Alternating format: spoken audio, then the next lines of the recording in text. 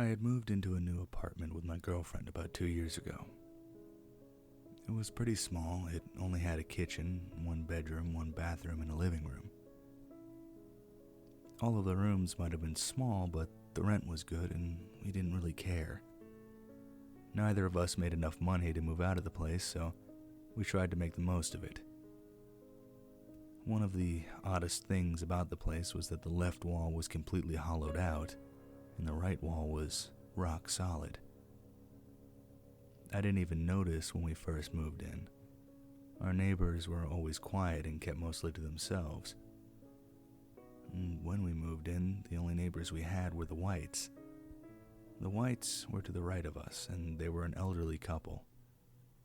They were nice to us, and when we first moved in, they brought us a welcome to the building present, which is what they do for all of the new people who had moved into an apartment in the building. It was a small apple pie, which was actually quite good. About 5 or 6 months after my girlfriend and I moved in, there was a new guy that had moved into the left of us. I remember first meeting him. I had just gotten back to the building with some groceries, and as I climbed up the stairs to my apartment, I accidentally bumped into someone. Sorry, excuse me, Mr. But I didn't know who this guy was. Our building is fairly small, and just about everyone knows everyone else. The man I had bumped into was middle-aged, probably in his mid-50s. Something about him was odd, though.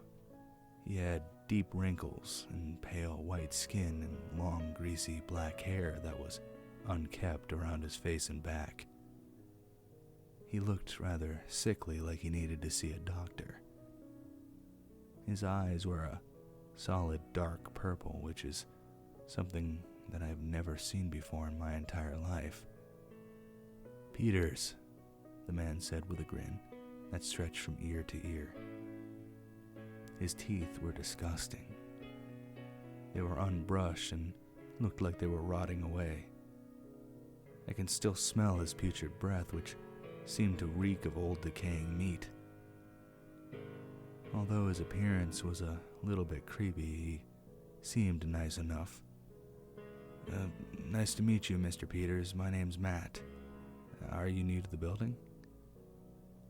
Mr. Peters' smile grew even bigger.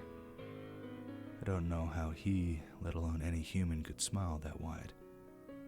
"Yes, I'm moving in and I'm going to be living right next to your apartment," he said as we both walked up the stairs to the top floor. When we reached the top floor, Mr. Peters' pace increased as he quickly walked to the door, opened it with his key, and shut the door behind him. It was odd, though. He did it so quickly it was like a blur. And I sighed to myself, "Great, now I have a freakish neighbor," I thought as I turned the door open. It was about 4 p.m. and my girlfriend Sandra was still at her job. She's a hairstylist and I'm a chef at a local Italian restaurant. I usually don't get off until later, but because business was slow that day and nobody was coming in, we closed early. I put the groceries down on the kitchen table and started to unload everything into the refrigerator. I didn't have much with me, only about 1 bag, a quart of milk, a few sticks of butter, ground hamburger meat, and a box of cereal. I then got a text from my friend Tyler. "Bro, I just got my hands on the new Red Dead Redemption game, and you need to go out and get it so we can play it together," was what the message read. Now, I wasn't much of a gamer, but Tyler is one of my closest friends. We've been best friends ever since middle school. I did have an Xbox 360, and Tyler and I would play games together from time to time. I didn't really have anything better or more interesting to do, so I texted him back saying that I would go out and get it. As I was just about to leave to go get the game, I heard a lot of banging coming from the wall. It was weird though, because it was so clear. I went up to the left side of the wall and gave it a light tap with my knuckle. This was the first time that I realized that, for whatever reason, the wall was hollow like a log. I went to the right wall and repeated the process, only to be greeted with a thud. This wall was solid, and I was puzzled on why in the world the builders of this place would make one wall solid and the other hollow. I was also curious as to what Mr. Peters was doing to make all of that noise. I just shrugged it off, probably just moving things in or something, I told myself. But that couldn't be right. He didn't have anything with him, and when I saw him, there was no furniture. I shrugged it off and left to go get the game. I got back at around 5 with my new game, and I was glad to discover that the banging from Mr. Peters had ceased. I was happy with this, and I didn't really care what he was doing as long as he did it quietly. I popped the game in, put my headset on. I have a pretty good headset. It blocks out most sounds. It was nice and tight around my ears, and I loved it. Tyler and I played and talked for almost 3 hours straight. I would have gone longer, but Sandra came home at around 8. I told Tyler that I had to go and we could play more tomorrow after I was done with work. Tyler didn't have a job. He didn't need one. His father was a rich man who owned some oil company or something like that. I don't really remember. But I do know that he spoils Tyler rotten, giving him tons of money for doing absolutely nothing at all. I powered off the console and got up out of my chair to give Sandra a hug. We talked about stuff like how our days went and things like that. I then remembered Mr. Peters. Did you know that someone was moving into the apartment right next to us? I asked. She told me that she was unaware of a new member joining our building. Weird that she didn't know of Mr. Peters. I decided that I would go ask Mr. and Mrs. White tomorrow morning. They know everybody in the building. They probably already have a pie baked and ready to send over to his apartment. I didn't sleep well that night. I had an insane dream about Mr. Peters just standing over my bed, my girlfriend beside me, smiling that terrifying smile. I was going to do something, wake up my girlfriend, run away in fear, anything. But I was stopped when he simply put his finger over my lips and quietly said, "Shh," in a soft, friendly voice. It didn't feel like a dream, though. Everything was so clear, and I can remember it all so well. It's impossible that it was real, though. That's what my therapist told me. After a long, sleepless night, I took a quick shower that was going to go get some breakfast. I also noticed the banging on the wall from Mr. Peters' apartment again. It was softer this time and more creepy. After my shower, I went to the kitchen, only something was off. Had a quart of milk, a few sticks of butter, ground hamburger meat, but no box of cereal. I looked everywhere, thinking I just misplaced it by accident. Sandra woke up thanks to me frantically looking for the box. Sandra, what'd you do with the cereal? I asked her while she's still looking in the various shelves in the kitchen. Didn't you put it in here? She asked, while pointing to the spot where I swore that I put it. I could have sworn that I did, but I don't know where it went. Please tell me that you took it, I said. Yet she continued to deny the accusation. I thought it was her regardless. What else could it have been? A burglar? No, what burglar steals boxes of cereal? I didn't pay much attention to it, though. I just said, I guess it just grew a pair of legs and walked off, and forgot about the whole ordeal. I went over to the Whites and knocked on their door. I was greeted when Mr. White answered. Hey there, son. How are you this fine morning? He asked with his typical happy-go-lucky tone of voice. Hey there, Mr. White. I'm doing well. Thanks for asking. But I came over to ask you about someone. Have you heard of a Mr. Peters? I asked. Mr. White frowned when I asked. Well, no, sorry, son. Can't say that I have. Who is he? He questioned. He moved into the apartment right next to ours. I'm surprised that you don't know who he is. You, of all people in this building, would know if someone new was moving in, I said. Mr. White then smiled and said, "Well, we should go and see how he's doing then." I think about it for a second and took him up on his offer. The two of us walked over to his door and Mr. White knocked on the door. We stood there for a little bit, only to be returned with silence. And I found it odd that there was no response whatsoever. We didn't even hear any noises from the other side of the door. "He must be sleeping still," chimed in Mr. White. I found it to be reasonable, for the lack of sounds coming from the other side of the door.